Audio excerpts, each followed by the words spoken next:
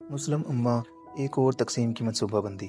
जंग अज़ीम अव्वल और जंग अज़ीम दोम के बाद अगरचे कि पूरी दुनिया रंग, नस्ल, ज़ुबान और इलाके की बुनियाद पर तकसीम कर दी गई, लेकिन वो मगरबी ताकतें जिन्होंने फतह के बाद इस तकसीम की बुनियाद रखी, आज यूरोपीय यूनियन के नाम पर एक परचम, एक पार्लियामेंट और सबसे बढ़कर ये एक करेंसी यूरो की बुनियाद पर एक इकाई की सूरत मुत्तहिद हैं। बाकी तमाम दुनिया के लिए ये 28 ममालिक एक ऐसा मुत्तहिद खित्ता है कि आप इसमें मालिक होने यानी फिनलैंड से दाखिल हों और जुनूब में माल्टा के मुल्क पहुंच जाएं तो आप कहीं रोके जाएंगे और ना ही आपको ये एहसास होने पाएगा कि आप किसी दूसरे मुल्क में दाखिल हो रहे हैं। शानदार मोटरवे पर तेज़ रफ्तार गाड़ी में बैठे आपको अचानक साइड पर सड़क के ऊपर एक बोर्ड नज़र आएगा कि आप फ्रांस से बेल्जियम या बेल्जियम से हॉलैंड में दाखिल हो रहे हैं।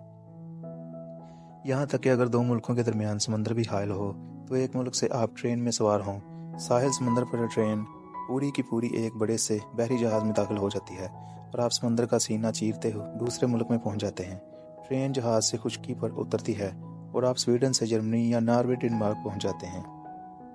ये तमाम 28 ममालिक एक दूसरे को माशी तौर पर इस तरह तहफ़्फ़ुज़ देते हैं कि पुर्तगाल और यूनान जैसे गरीब ममालिक की करेंसी भी मजबूत तरीन यूरो है और जर्मनी और फ्रांस जैसे अमीर मुल्क भी इस यूरो में कारोबार करते हैं। लेकिन यूरोप ने अपने बड़े इत्तेहादी अमेरिका के साथ मिलकर एशिया और अफ्रीका के बड़े आज़मों की एक नाहमवार और ज़मीनी हक़ाइक़ से मावरा तकसीम करके ज़मीन के सीने पर जो लातादाद लकीरें खींची थीं और जो मुल्क तख्लीक किए थे, आज इनमें नफ़रत के बीज बोकर और लड़ाई के खारदार दरख्त लगाकर इन्हें मुत्तहिद नहीं होने दिया जाता। असल मसला ये है कि इन तमाम ममालिक के वसाइल पर मगरबी ममालिक की कारपोरेट कंपनियों का कब्जा है। तेल हो या मदनियात, ज़रूरी पैदावार हो या समंदरी हयात, सब की सब इन मल्टी नेशनल कंपनियों के शिकंजे में हैं। अफ्रीका की तकरीबन 1.5 अरब आबादी और 3 करोड़ मरबा किलोमीटर रकबा 52 मुल्कों में तकसीम कर दिया गया और हर मुल्क की सरहदें यूँ लगता है मेज़ पर नक्शे बिछा कर बनाई गई थीं। खानदान तक इन लकीरों में तकसीम कर दिए गए। वसाइल के अतबार से अमीर तरीन बड़े आज़म अफ्रीका का हाल ये है कि ममालिक की फहरिस्त में आखिरी 24 गरीब ममालिक का ताल्लुक अफ्रीका से है। यही हाल एशिया का किया गया, यानी 4.5 अरब की आबादी और 1 करोड़ 72 लाख किलोमीटर रकबे को 50 ममालिक में तकसीम कर दिया गया। इस तकसीम में शुमाली वियतनाम, जनूबी वियतनाम और शुमाली कोरिया, जनूबी कोरिया जैसी खालिस्तान जंगी सरहदें भी शामिल थीं। लेकिन बदतरीन तकसीम दो बड़े आज़मों पर फैली हुई मुस्लिम उम्मा की एक ऐसी उम्मत जो 13 सदियों से ना सिर्फ मज़हब बल्कि तहजीब और सकाफत और मरकज़ियत के हवाले से भी एक मुश्तरका वर्से पर कायम थी। इंसानी तरीक़ का सबसे बड़ा मौजज़ा ये है कि रसूल अकरम सल्लल्लाहु अलैहि वसल्लम के ज़ेर तरबियत सहाबा कराम रज़ियल्लाहु तआला अन्हुम जिन खित्तों में इस्लाम का पैगाम लेकर पहुँचे, इनके तहजीब, सकाफत, कल्चर यहाँ तक कि इनकी मादी ज़ुबान तक तब्दील हो गई। लीबिया, मिस्र, सूडान, शाम, इराक और उर्दन जैसे ममालिक में कभी अरबी नहीं बोली जाती थी, लेकिन आज ये अरब दुनिया का हिस्सा हैं। यहाँ तक कि आज इनकी कदीम ज़ुबानों के आसार तक ढूंढना मुश्किल है। मुस्लिम उम्मा की इस तकसीम का आगाज़ जंग अज़ीम अव्वल के बाद ही कर दिया गया था। इसकी 2 बुनियादी वजूहात थीं। पहली और अहम तरीन बात यह थी कि गई गुजरी सही खिलाफत उस्मानिया मुसलमानों को एक मरकज़ियत फराहम करती थी और इसके ज़ेर नगीन अफ्रीका और मशरिक़ वस्ता की वो मरकज़ी सरज़मीन थी जहाँ पर कायम हुकूमत की वजह से ही 1300 साल के तसलसल के साथ उम्मत मुत्तहिद थी। दूसरी वजह यह थी कि दुनिया में तेल दरियाफ्त हो चुका था और तमाम बुनियादी सर्वे ये खबर दे रहे थे कि अल्लाह ने मुसलमानों की सरज़मीन को इस दौलत से मालामाल किया है। अब सिर्फ इस बात पर गौर करें कि बोस्निया से लेकर लीबिया तक की खिलाफत उस्मानिया अगर तेल की दौलत भी इसकी मईशत में शामिल हो जाती तो आज वो दुनिया को अपने इशारों पर चला रही होती। यही वजह है कि इस उम्मत को इस तरह तकसीम किया गया कि जिसके पास जितना ज़्यादा तेल का खजाना था, इसका उतना ही छोटा मुल्क बना दिया गया। कतर, बहरीन, कुवैत, दुबई, मस्कत वगैरह इसकी मिसालें हैं। इराक, शाम, उर्दन और लेबनान को ऐसे तकसीम किया कि अगर कुर्दों से जंग ख़त्म हो तो शिया सुन्नी लड़ाई शुरू हो जाए और अगर दोनों अमन से रहने लगें तो इसराइल में यहूदियों को बिठाकर पूरे खित्ते को बदअमनी का शिकार और मुसलसल जंग में उलझा दिया गया। आज इस तकसीम को तकरीबन 1 सदी होने को आई है। कौमी रियासतें अपने अपने इलाकों में अपने अपने मफादात के कलों में कैद हो चुकी हैं। हर किसी का अपना मुल्क है जिसे वो सबसे पहले के नारे के साथ साथ तहफ़्फ़ुज़ देता है। अगर इस खित्ते में इसराइल ना होता तो शायद ये मुल्क अफवाज और दीगर तनाज़ात के बगैर ज़िंदगी गुजार रहे होते, क्योंकि जिस तरह सरमाए की बहुतात ने इन खाना बदोशों को ताइश की ज़िंदगी अता की थी और वो सब इख्तलाफात फरामोश करके इसी ऐशो इशरत में गर्क रहने लगे हैं, ایسے میں انہیں غفلت کی نیند سے کون جگا سکتا تھا؟ لیکن کون جانتا تھا کہ قضاء و قدر کے کرندے اس پورے خطے کو اس آخری عالمی جنگ کے لیے تیار کر رہے ہیں، جس کا ایک فریق اپنے لاؤ لشکر کے ساتھ اسرائیل میں آ کر پڑاؤ ڈال چکا ہے، اور باقی ماندہ یہودی آبادی بھی اس آخری مارکے تک واپس لوٹنے کے عزم سے بپری ہوئی ہے۔ یہی وجہ ہے کہ 9/11 کے بعد کے 18 سال سے یہ سرزمین کشمکش اور جنگ کے شعلوں سے آتش فشاں بن چکی ہے۔ جنگ عظیم اول سے 9/11 تک اسی امت کے نو تخلیق کردہ 57 ملکوں کی سرحدوں میں ایک استحکام آ چکا تھا، اور ان سرحدوں کے تقدس کو مانا جانے لگا تھا۔ اس لیے فتنہ گروں کے نزدیک ایک نئی تقسیم بہت ضروری ہو گئی تھی۔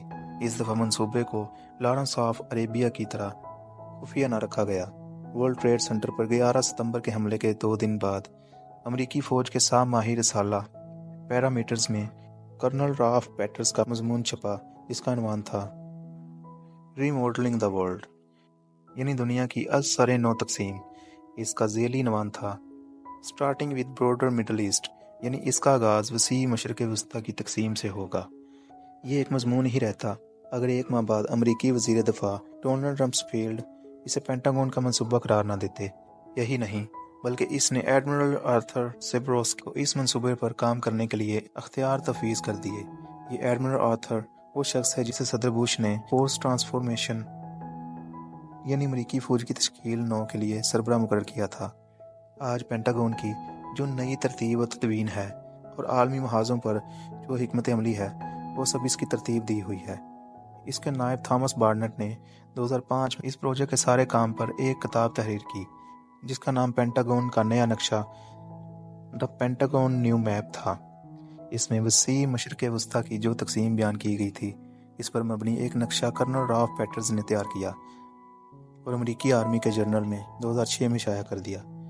جب اس پلان پر عمل درآمد شروع ہوا تو 2013 میں نیو یارک ٹائمز کے سنڈے میگزین میں پینٹاگون کے محقق رابن رائٹ نے مختلف تبدیلیوں کے ساتھ اسے دوبارہ شائع کر دیا اور بتایا کہ اس میں وقت کے ساتھ ساتھ تبدیلیاں بھی کی جاتی رہیں گی۔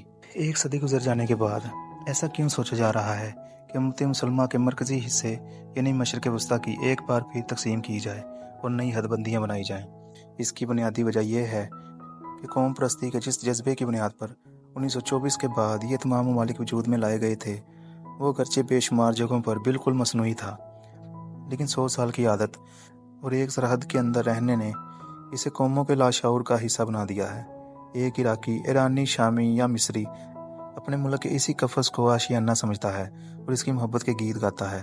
زمین کا ٹکڑا اور سرحدیں ان برسوں میں اس قدر مقدس ہو گئیں کہ ہر کوئی مادر وطن کے 1 انچ کے ٹکڑے پر بھی ہزاروں جانیں قربان کرنے کو تیار ہے۔ 100 سال پہلے کی تقسیم سوچ سمجھ کر کی گئی تھی۔ ایسے ملک تراشے گئے تھے جن میں مختلف نسلی و قبائلی گروہ موجود تھے جو آپس میں بالادستی کی جنگ کرتے رہیں۔ جیسے کردوں کو 5 ملکوں میں تقسیم کر کے ہر ملک میں مسلسل علیحدگی پسند تحریکوں کو زندہ رکھا گیا۔ شیعہ سنی تقسیم بھی کافی گہری تھی، لیکن اسے پہلے 50 سالوں میں خاص طور پر دبایا گیا تاکہ کہیں اس کی کوکھ سے دوبارہ مذہبی جذبات پیدا نہ ہو جائیں۔ یہ پہلے 50 سال ویسے بھی سرد جنگ کے سال تھے۔ سوویت یونین اور مغربی دنیا ایک دوسرے کو شکست دینے اور ملکوں کو اپنے زیر تسلط کرنے میں لگے ہوئے تھے۔ ایران کا رضا شاہ امریکی تھانے دار تھا تو مصر کا جمال عبد الناصر روس کا گماشتہ۔ فلسطین کی وہ تحریک جو خالصاً ایک دوسرے مذہب یعنی یہودیت کے ماننے والوں کی خالص مذہبی ریاست کے مقابلے میں مسلمان قوم کو بے دخل کرنے کے خمیر سے اٹھی تھی، اس سے بھی 5 دہائیوں تک ایک خالصاً قوم پرست سامراج دشمن اور سوویت یونین کی حمایت یافتہ تحریک کا مقام حاصل رہا ہے۔ اس کے تصور کو ایک کثیر المذاہب فلسطینی قوم پرست تحریک کے طور پر زندہ رکھا گیا، یہاں تک کہ الحاد کا ثبوت دینے کے لیے الفتح نے فلسطین کے بازاروں میں اللہ کے جنازے کا جلوس بھی نکالا۔ نعوذ باللہ۔ 50 سالوں میں یہ تمام سرحدیں اس قدر مضبوط ہو گئیں اور لوگوں کے دلوں میں اپنی اپنی وطنیت کا تصور اتنا راسخ ہو گیا کہ ہر اسلامی انقلابی تحریک بھی انہی سرحدوں کے اندر انقلاب لانے کا نعرہ لگانے لگی۔ مصر میں اخوان المسلمین تھی تو پاکستان میں جماعت اسلامی، اور اسی طرح ترکی، تیونس، لیبیا، عراق کی اپنی علیحدہ اسلامی تحریکیں۔ ان سرحدوں کو توڑ کر ایک مسلم امہ اور ایک خلافت کی آواز جب کالعدم حزب التحریر نے اٹھائی تو اس پر مسلم امہ کی اس مرکزی سرزمین یعنی وسیع مشرق وسطیٰ کے تمام ممالک میں پابندی لگا دی گئی۔ کس قدر حیرت کی بات ہے کہ اس تنظیم پر امریکہ، یورپ، ملیشیا، انڈونیشیا، بنگلہ دیش وغیرہ میں تو پابندی نہیں، لیکن پاکستان سے لیبیا تک ہر ملک میں پابندی عائد ہے، کیونکہ یہ مسلم امہ کی مرکزی سرزمین ہے۔ یہاں اگر خلافت کی مرکزیت ایک دفعہ دوبارہ قائم ہو گئی تو پھر پوری امت کو متحد ہونے سے کوئی نہیں روک سکے گا۔ 70 کی دہائی تک یہ قومی ریاستیں اس قدر مستحکم اور وطنیت کے جذبات اس قدر حاوی ہو گئی تھیں کہ یوں لگنے لگ گیا تھا کہ یہ سب اسلامی ملک مل کر کہیں اپنا ایک مضبوط بلاک نہ بنا لیں، جس کی ابتدا 1974 میں اسلامی سربراہی کانفرنس سے ہوئی، اور پھر جب اسی سال سعودی عرب کے شاہ فیصل نے تیل کو ایک ہتھیار کے طور پر استعمال کیا اور پوری یورپ کے پٹرول پمپوں پر قطاریں لگ گئیں، تو لیبیا سے لے کر پاکستان تک کی یہ مرکزی سرزمین مغربی دنیا کے لیے ایک خطرے کی علامت بن گئی۔ 1979 ایک اہم سال تھا۔ ایران میں اسلامی انقلاب آیا اور افغانستان میں روس کی افواج داخل ہوئیں۔ اس کے بعد کے 25 سال یوں لگتا ہے پورا خطہ جیسے نئی حد بندیوں کے لیے انگڑائی لے رہا تھا۔ افغان جہاد نے لیبیا سے لے کر چیچنیا اور انڈونیشیا سے لے کر یمن تک مجاہدین کو ایک لڑی میں پرو دیا تھا۔ سب افغانستان کی سرزمین پر صرف اللہ اکبر کے نعرے کے تحت لڑ رہے تھے، اور مجاہدین میں یہ تصور جڑ پکڑ رہا تھا کہ ملکوں کی یہ سرحدیں بے معنی ہیں۔ صرف 15 سال کے مختلف عرصے میں ایک بہت بڑا بلاک یعنی کمیونسٹ بلاک دنیا کے نقشے سے غائب ہو گیا۔ 15 سال جہاد کی راکھ سے جو چنگاری سلگی، اس نے امت مسلمہ کے تصور کی آتش دلوں میں گرما دی۔ اس وقت تک ایران اپنے انقلاب کو اسلامی دنیا میں پھیلانے کے تصور سے واپس لوٹ چکا تھا اور صرف ایرانی مفادات تک محدود ہو چکا تھا۔ صدام اور حافظ الاسد کا سرپرست روس بھی دفن ہو چکا تھا۔ ایسے میں 9/11 ہوا، اور اس سے پہلے کہ یہ پوری امت کسی ایک پلیٹ فارم پر متحد ہو جاتی، ایک ایسی چال چلی گئی کہ اسی امت کو مغرب کے شانہ بشانہ افغانستان کے خلاف متحد کر دیا گیا۔ اسلامی تاریخ کا یہ انوکھا واقعہ تھا کہ ایک ہم مسلم دہشت گردی کی امریکی جنگ کے لیے دوسری جانب پینٹاگون کا یہ پروجیکٹ شروع کیا گیا کہ اس امت کو ایک بار پھر قومیتوں اور عصبیتوں کے نام پر از سر نو تقسیم کر دیا جائے، تاکہ اب کی بار جو زلزلہ آئے اسے پھر سنبھلنے میں ایک صدی لگ جائے، اور اتنی دیر میں ان نئے قائم ہونے والے ملکوں پر مغربی ملٹی نیشنل کمپنیوں کا قبضہ قائم اور مستحکم رہے۔ ایڈمرل آرتھر سبروسکی کے 2001 کے تشکیل 9 کے پروجیکٹ کے ابتدائی خدوخال میں پاکستان، افغانستان اور ایران کی کئی ملکوں میں تقسیم بھی شائع تھی، لیکن 2019 تک آتے آتے زمینی حقائق اس قدر بدل گئے ہیں کہ ان 3 ملکوں کو پروجیکٹ سے باہر نکال دیا ہے۔ اس کی بنیادی وجہ دراصل افغانستان میں طالبان کی فتح اور امریکہ کی شکست ہے۔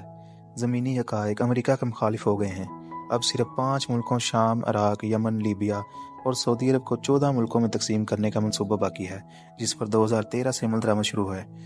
اس کے بارے میں پینٹاگون کے سرکاری محقق رابن رائٹ نے 5 سال قبل ہی نیو یارک ٹائمز کے سنڈے سپلیمنٹ میں اپنے تفصیلی مضمون میں اشارہ دے دیا تھا۔ اس وقت جو 2 نقشے نومبر 2019 میں فوجی حکمت عملی کے سرکاری جریدوں میں گردش کر رہے ہیں، ان کے مطابق لیبیا کے نقشے کو 3 ملکوں میں تقسیم کیا گیا ہے، جو علاقائی قبائلی نفرتوں کی بنیاد پر تقسیم ہوگا۔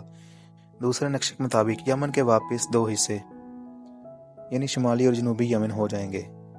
سعودی عرب کے 5 ممالک بنائے جائیں گے۔ یہ خواب نہیں منصوبہ ہے کہ کیسے 5 مسلم ممالک کو 14 ممالک میں از سر نو تقسیم کر کے ان تمام کی سرحدوں پر ویسی ہی نفرت پیدا کی جائے جیسی ایک نو زائدہ ریاست کی تخلیق کے وقت پیدا ہوتی ہے، جس طرح پاکستان اور بنگلہ دیش کی نفرت آج بھی موجود ہے۔ یوں اگلی 1 صدی مسلم امہ ایک بار پھر نفرتیں سمیٹتی رہے گی، لیکن شاید اس دفعہ ایسا ممکن نہ ہو سکے۔ میرے اللہ کا آپ اپنا منصوبہ ہے، جس نے افغانستان میں طالبان کو فتح سے ہمکنار کیا اور 3 ممالک کو منصوبے سے نکال دیا گیا۔ مشرق وسطیٰ بھی اب کسی مرد کامل کی منتظر ہے، وہ شخص کہ جس کا پرچم جب بلند ہوگا تو خراسان یعنی افغانستان کے فتح یاب پرچم۔ ایسے میں پینٹاگون کے سارے نقشے بحیرہ عرب و کلثم و احمر میں غرق ہو جائیں گے۔